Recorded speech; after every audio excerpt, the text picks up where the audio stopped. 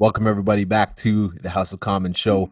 We're back here with all the brothers. Say hello. What up? What up? What up? What it do? What it do? y'all? So Today, You're today we're talking about two different things. We're talking about we got Mother's Day coming up, as well as we're talking about some turmoil that's happening in the States in terms of violence against minorities.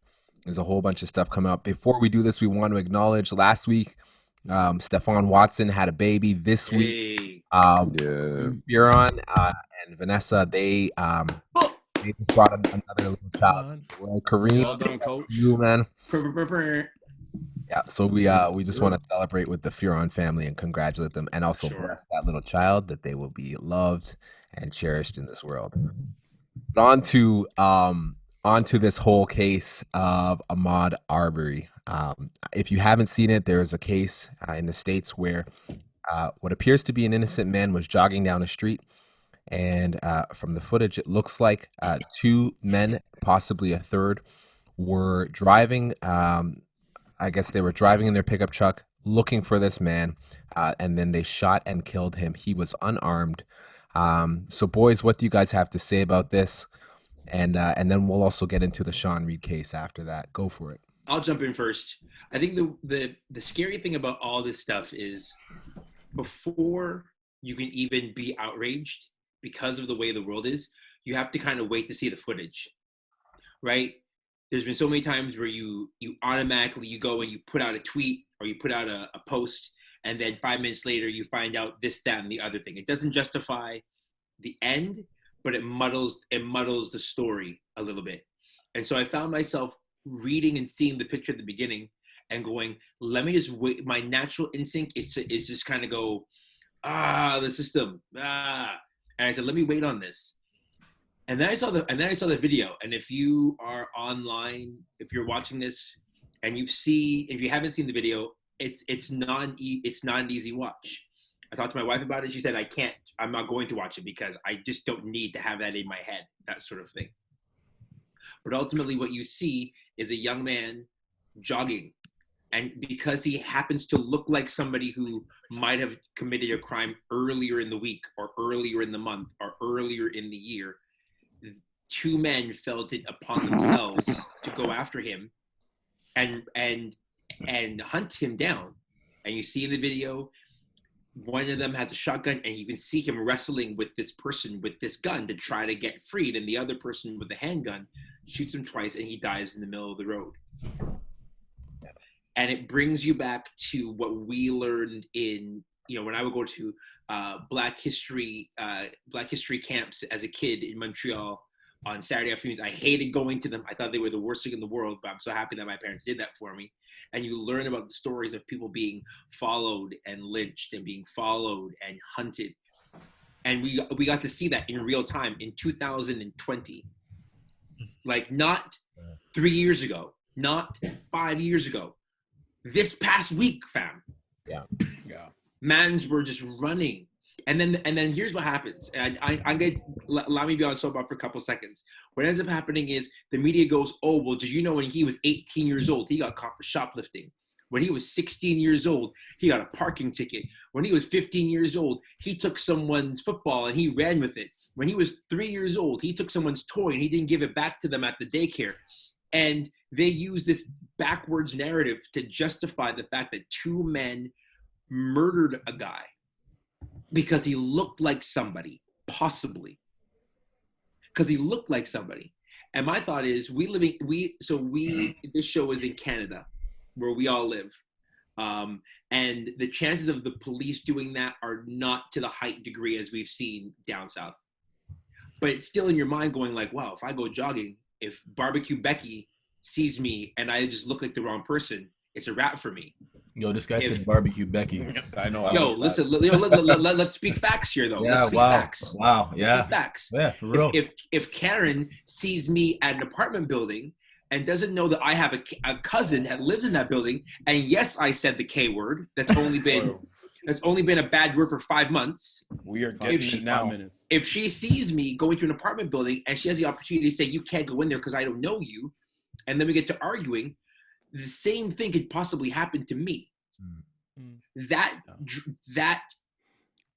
is both alarming and angering and fills it with sadness and dread and worry, because the reality is any one of us on this chat, and somebody can say, well, it's not fair, because here's the reality. Any one of us on this chat can meet the wrong person who's having a bad day, and on the wrong day, they choose to make a phone call, and that could be the end of us.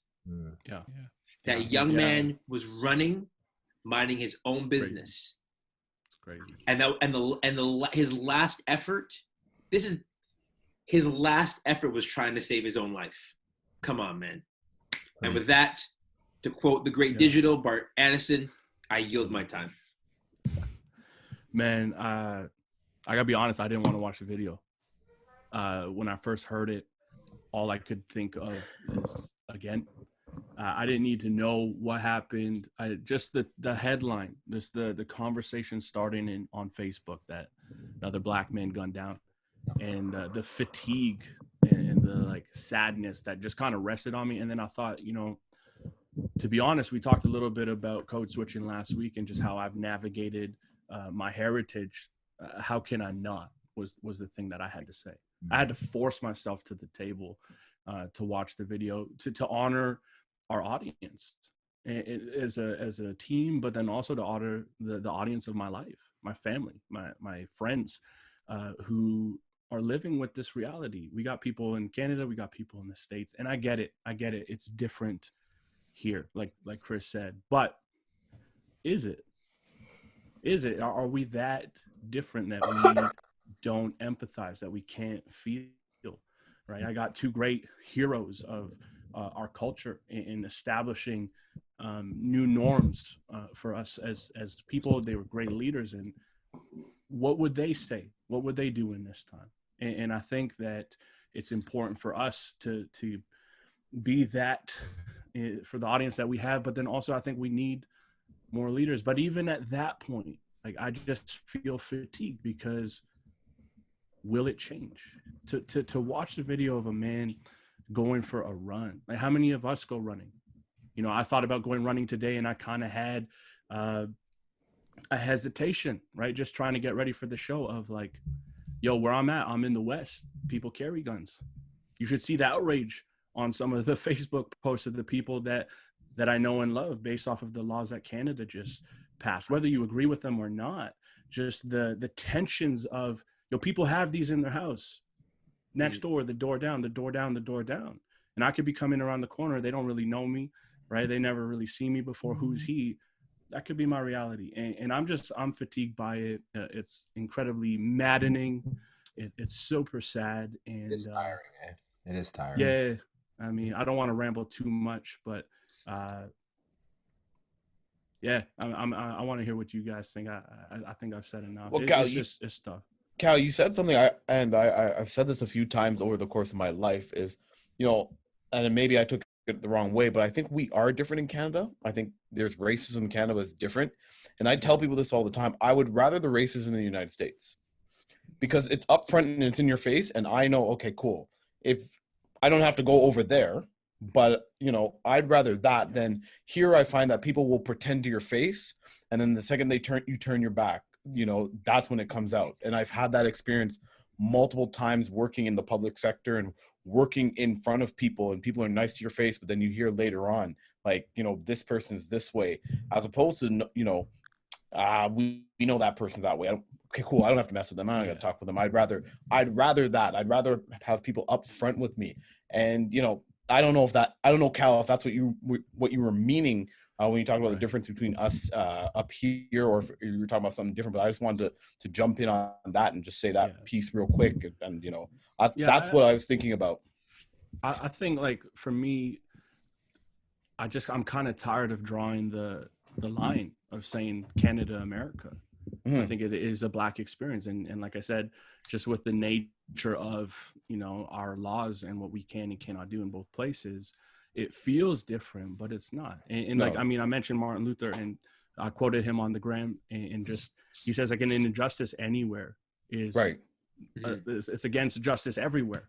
Right. And I'm tired of the debating of we are not they, like we are. That's us. That's the experience.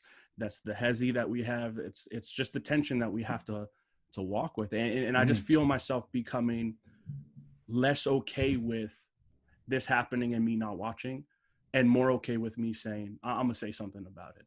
Right.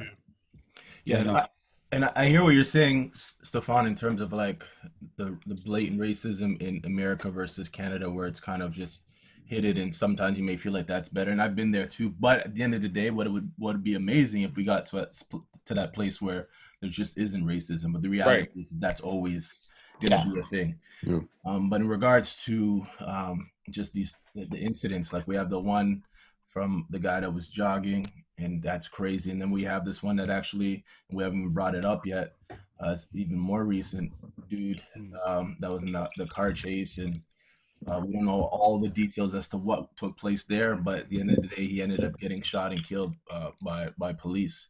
And for me, the reason why when I hear these stories, why they becomes personal for me is, especially hearing those two, I can go back to before I became a follower of Jesus Christ and being 15, and I kind of resonate with the dude that got shot and killed not a couple of days ago or yesterday, whenever that was, Sean Reed.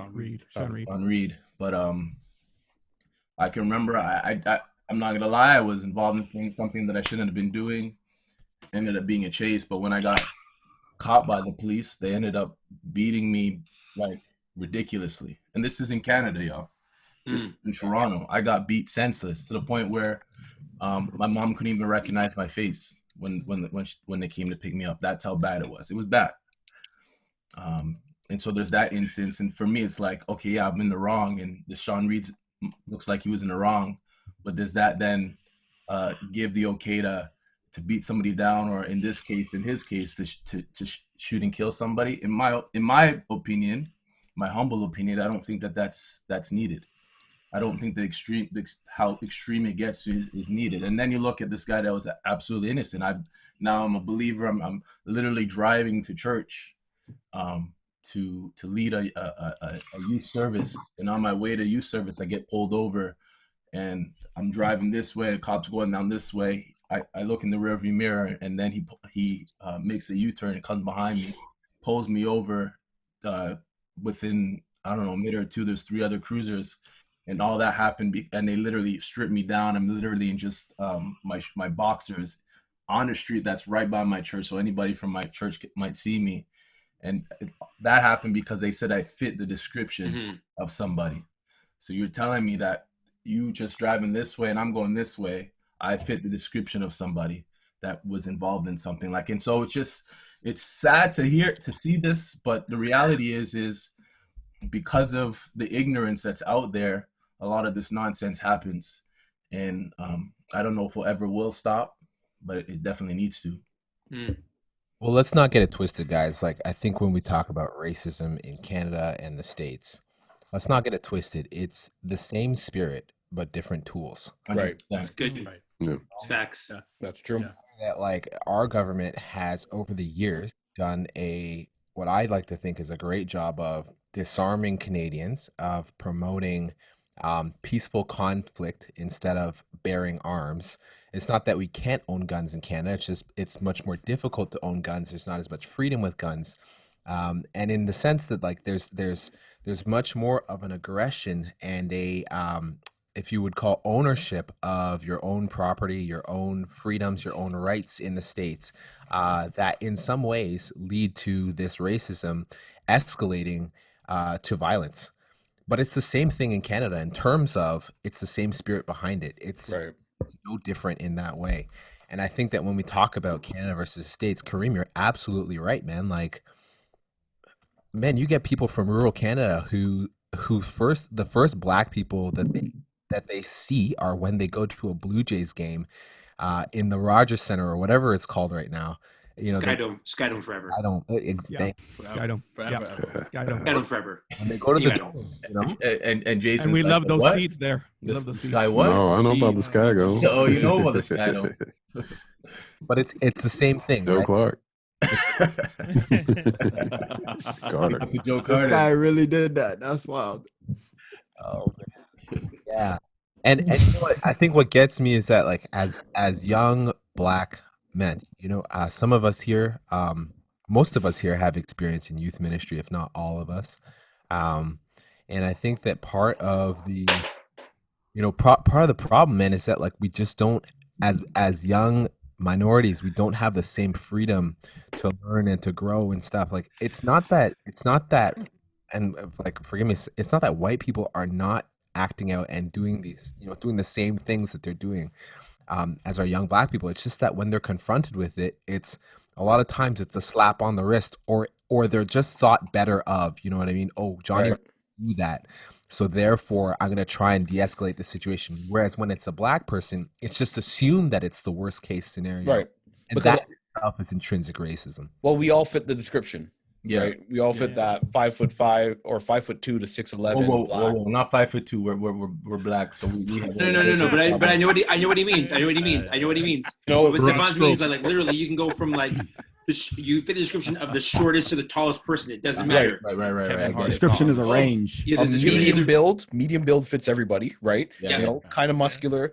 Kind of looks angry sometimes. Please don't approach him. That's all of us. That doesn't matter. Like light skin, dark skin. That's all it is. Does he look? You kind of think he's black? Okay, he fits the description. That's that's just a part of. Sadly, that's a part of our life. Yeah. Right. That's a part of it. Just to jump in here, I got Twitter running on the side, and both suspects have now been charged with murder. That's the latest update. Well, because they weren't cops. Yeah. Mm-hmm. Well, hello. He was a cop. It was a cop. One in Georgia. One of them apparently is a retired police officer. That don't mean you can't shoot somebody because you're a retired police officer. He was a retired police officer. That don't mean nothing. You can't kill somebody for that. Listen, I was a retired basketball player. I was once a coach. You can't walk on the court. He's still a civilian. A retired person right now. Like the moment you retire, you give up your badge. Like, oh yeah, I have the right to be able to shoot anybody. Oh, because I was a cop back in the day. Sorry, man, that doesn't fly. Mm-hmm. Yeah, the citizen's arrest thing. I mean, I have bad words, but listen, like that goes back to Zimmerman and stop and frisk in Florida and everything else. So that's a slippery slope. Stop and frisk is not a good look at all, man.